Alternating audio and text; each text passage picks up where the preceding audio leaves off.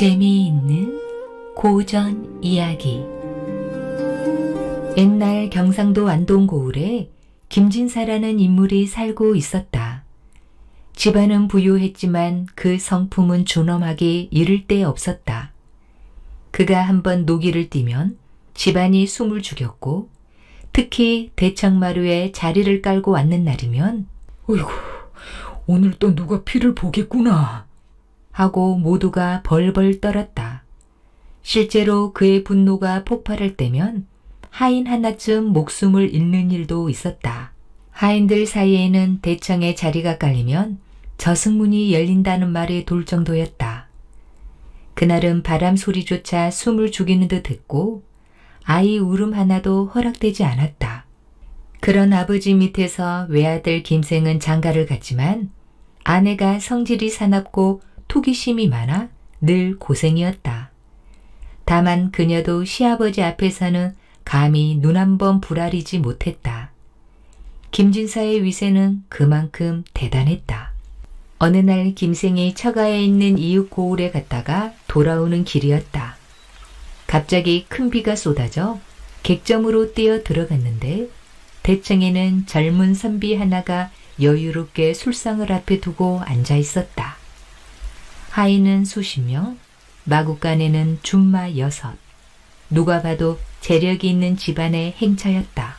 이런 호화로운 차림이라니 분명 범상치 않은 인물일 터. 젊은 선비는 반갑게 그를 맞아 술과 음식을 권했다. 술맛도 안주도 일품이어서 김생은 어느 순간 기분이 붕 떠 있었다. 잠시 뒤 젊은이는 웃으며 말했다.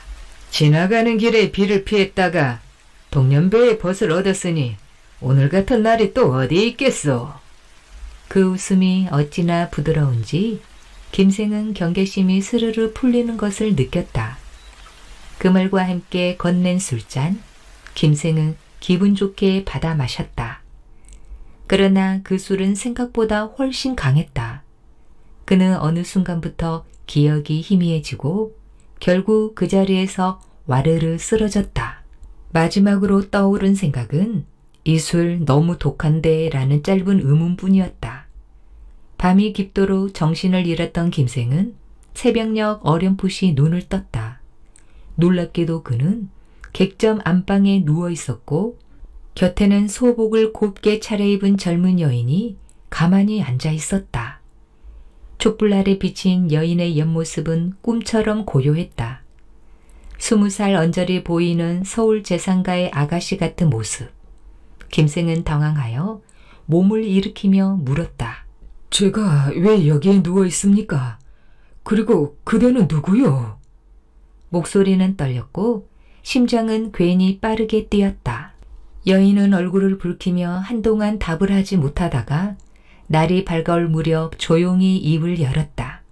저는 서울의 번성한 가문에서 15살에 시집 갔으나 16에 남편을 잃었습니다. 아버지도 일찍 돌아가셔서 지금은 오라버니 댁에 의지하고 살고 있습니다. 그 말 한마디 한마디가 눈물에 젖어 있었다. 여인의 말을 들은 김생은 믿기 어려운 마음에 밖으로 뛰어나갔다. 그러나 조금 전까지 객점을 채우던 행차는 온데간데 없었다. 젊은 선비도 수많은 하인도 줌마들도 사라지고 어린 여자종 둘만 남아있었다. 마구간의 짚은 아직 따뜻했으나 말의 그림자조차 남아있지 않았다. 김생은 잠시 하늘을 올려다 보았다. 비는 그쳤지만 마음속에는 먹구름이 거치지 않았다. 그제야 김생은 자신이 그 미묘한 계략에 걸려들었음을 깨달았다. 방으로 돌아온 그는 깊은 시름에 잠겼다. 엄한 아버지, 피도 눈물도 없는 집안의 법도, 그리고 무엇보다 사납고 투기가 심한 아내.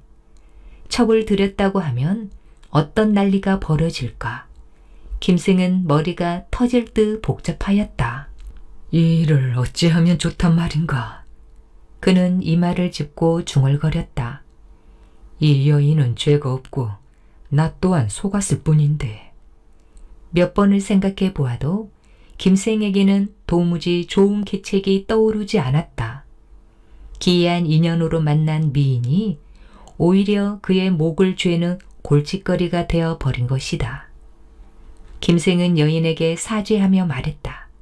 집에 엄하신 아버지가 계시오.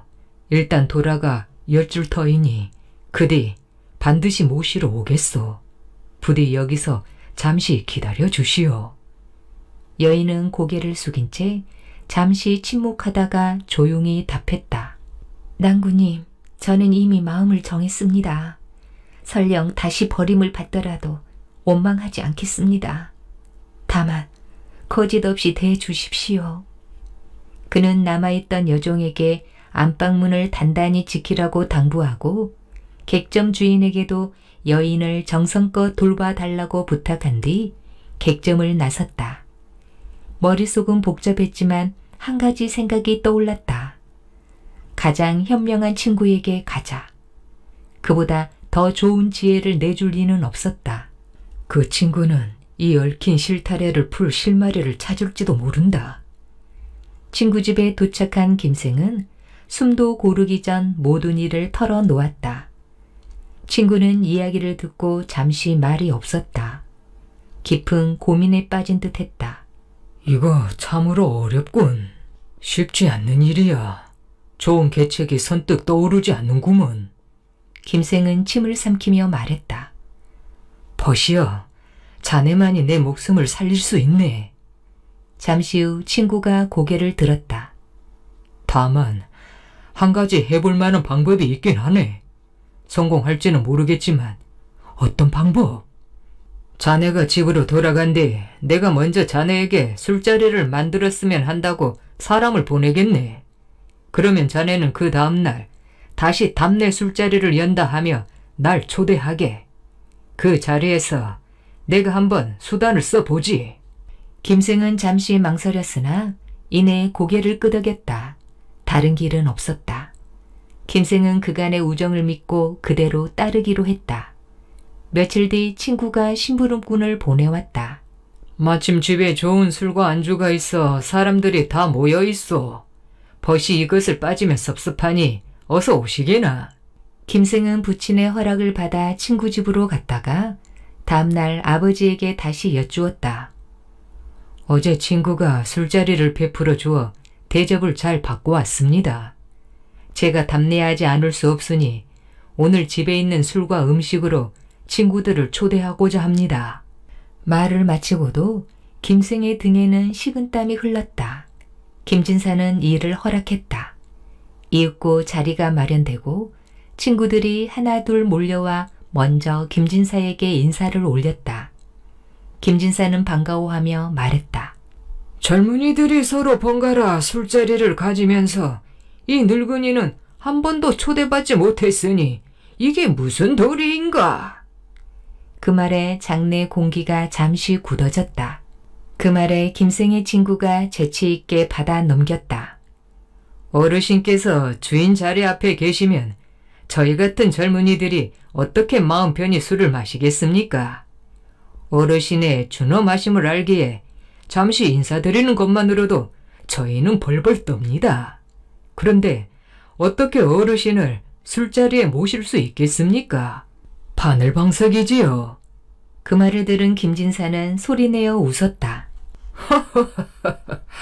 술자리에 무슨 장유유서가 있겠느냐? 오늘은 나도 어울려 한바탕 즐겨보세. 실례를 100번 한다 해도 꾸짖지 않으리라. 그 웃음에 모두가 안도의 숨을 내쉬었다. 이윽고 김진사와 젊은이들이 빙 둘러앉아 정답게 술잔을 돌렸다.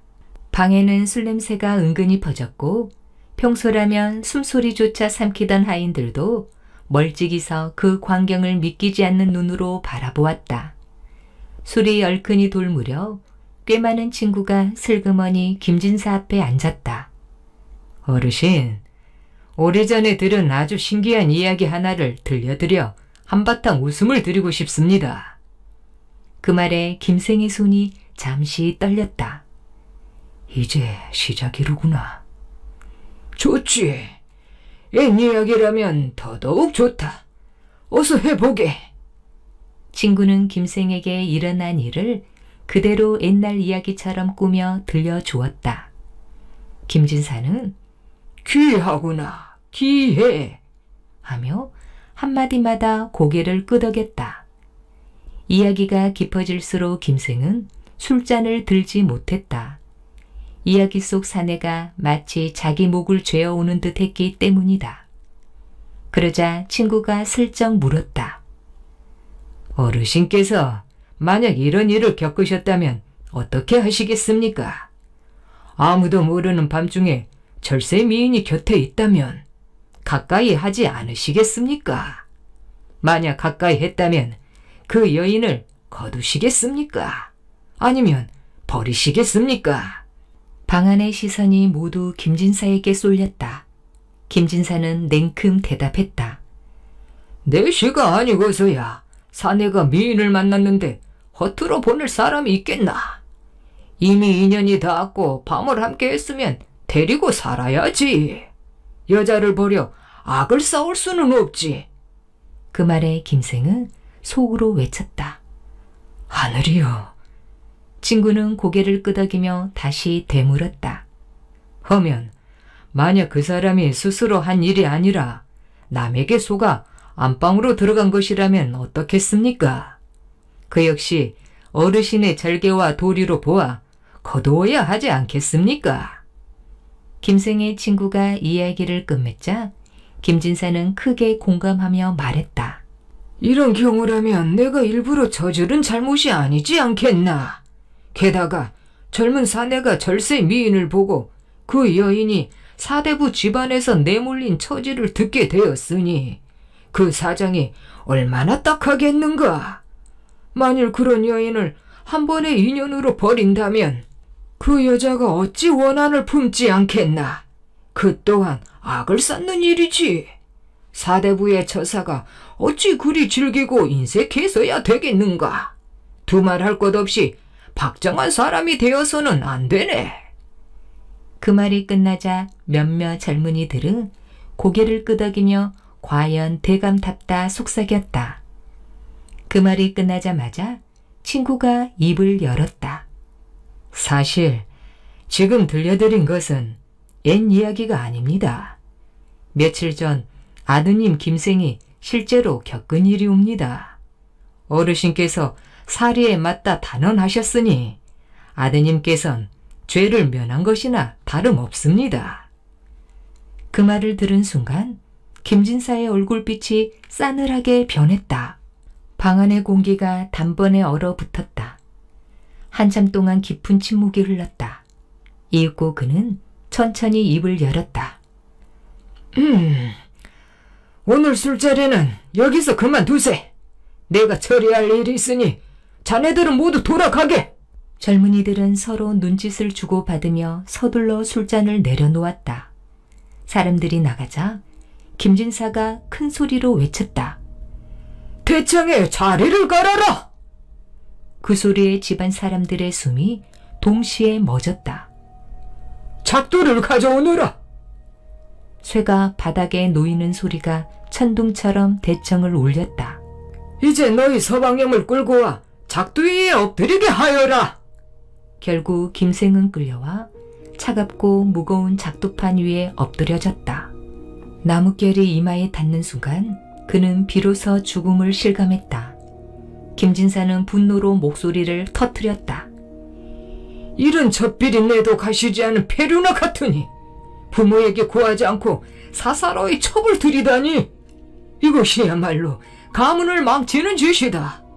내가 멀쩡히 살아있는데도 이런 일을 벌이니 내가 죽은 뒤에 무슨 짓을 못하겠느냐? 이런 싹은 살아있을 때 잘나야 배단이 생기지 않는다. 김생의 등에서는 식은땀이 강물처럼 흘렀다. 대청에 모인 사람들은 감히 눈도 제대로 뜨지 못한 채 떨었다. 그때 김진사의 아내와 며느리가 울음을 터뜨리며 마루에서 내려왔다. 아이고 영감, 죽을 죄를 지었다 하나 어찌 눈앞에서 외아들을 도륙하려 하십니까? 이건 정말 아니 됩니다. 아내의 목소리는 갈라졌고 그 울음에는 평생 쌓아온 두려움이 함께 섞여 있었다. 하지만 김진사는 호통을 쳤다. 당장 물러가시오! 그 한마디에 공기는 다시 얼어붙었다. 이번엔 며느리가 맷돌 모서리에 머리를 들이받아 얼굴 가득 피를 흘리며 외쳤다. 둔탁한 소리와 함께 피가 튀었고 사람들은 숨을 삼켰다. 비록 젊은 사람이 경솔한 죄를 지었다 한들 아버님의 피부치라고는 이 사람 하나뿐입니다. 이 사람을 죽여 조상 제사를 끊어버리시렵니까? 그럴 바엔 차라리 저를 먼저 죽여주십시오. 며느리는 바닥에 엎드린 채 울부짖었고 그 울음은 대천 기둥에 부딪혀 메아리 쳤다. 그러나 김진사는 더욱 격한 목소리로 말했다. 집에 페루나를 두어 가문이 망한다면 그 치욕이 조상에까지 미치는 법이다. 차라리 지금 눈앞에서 없애고 새 아들을 들이는 편이 낫다. 망할 운명이라면 차라리 깨끗하게 망하는 편을 택하겠다. 그 말에 며느리의 어깨가 크게 떨어졌다. 김진사가 작두질을 하라고 호령했지만 하인은 도저히 칼을 들 수 없었다. 하인은 무릎을 꿇고 통곡하며 말했다. 대금마님, 서방님을 한 번만 용서해 주십시오. 머슴의 눈물은 바닥에 뚝뚝 떨어졌다. 하지만 김진사는 계속 몰아붙였다. 이 일로 가문에 들여온 망조가 몇 가지인지 아느냐? 첫째, 부모 모시며 제멋대로 첩을 둔 것이 첫 번째 망조. 둘째, 사나운 며느리가 첩을 용납하지 않아 집안이 어지러울 것이 둘째 망조. 그러자 며느리가 표범벅 얼굴로 고개를 들며 떨리는 목소리로 말했다.